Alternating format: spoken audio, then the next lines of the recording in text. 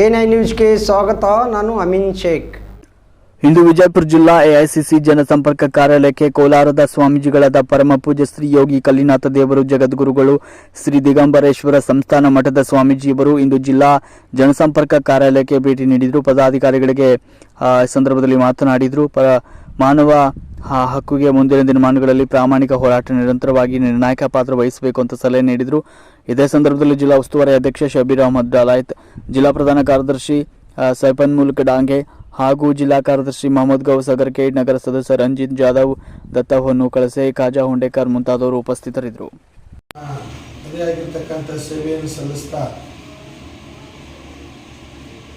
ಮಾನವನ ಅಳಿವು ಹಾಗೂ ಉಳಿವಿಗಾಗಿ ತಮ್ಮದೇ ಆಗಿರ್ತಕ್ಕಂಥ ರೀತಿಯೊಳಗೆ ಸೇವೆಯನ್ನು ಸಲ್ಲಿಸುವುದರ ಜೊತೆಗೆ ಸಮಾಜದೊಳಗೆ ಎಲ್ಲ ಧರ್ಮೀಯರನ್ನು ಪ್ರೀತಿಯಿಂದ ಕಾಣಿ ಯಾವತ್ತಿಗೂ ಕೂಡ ಯಾರಿಗೂ ಕೂಡ ದೀನ ದಲಿತರು ದುರ್ಬಲರ ಏಳಿಗೆಯನ್ನು ಬಯಸ್ತಕ್ಕಂಥ ಹೃದಯ ವೈಶಾಲ್ಯತೆ ಇರತಕ್ಕಂಥ ನಾಯಕರಾಗಿ ಇವತ್ತು ವಿಜಯಪುರ ನಗರದ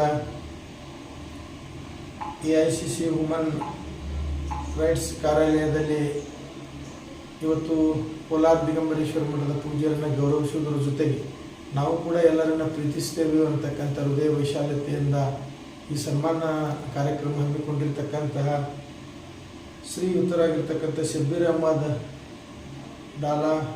ಡಾಲಾಯತ ಅವರು ಸುಮಾರು 4-5 ಬೆಳಗಾವಿ, ಬಾಗಲಕೋಟೆ, ಗುಲ್ಬರ್ಗ, ಬೀದರು, ವಿಜಯಪುರ ಸುಮಾರು ಜಿಲ್ಲೆಗಳಾದ್ಯಂತ ಎಲ್ಲ ಧರ್ಮೀಯರ ಕಾರ್ಯಕ್ರಮದಲ್ಲಿ ಪಾಲ್ಗೊಂಡು ಸರ್ವಧರ್ಮದ ರೂವಾರಿಗಳಾಗಿ ಸೇವೆಯನ್ನು ಸಲ್ಲಿಸ್ತಾ ಬಂದಿದ್ದಾರೆ.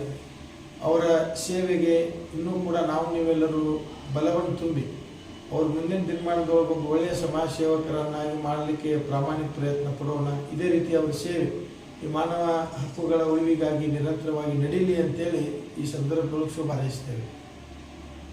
ನಿರಂತರ ಸುದ್ದಿಗಳಿಗಾಗಿ ನೋಡ್ತಾ ಇರಿ A9 ನ್ಯೂಸ್.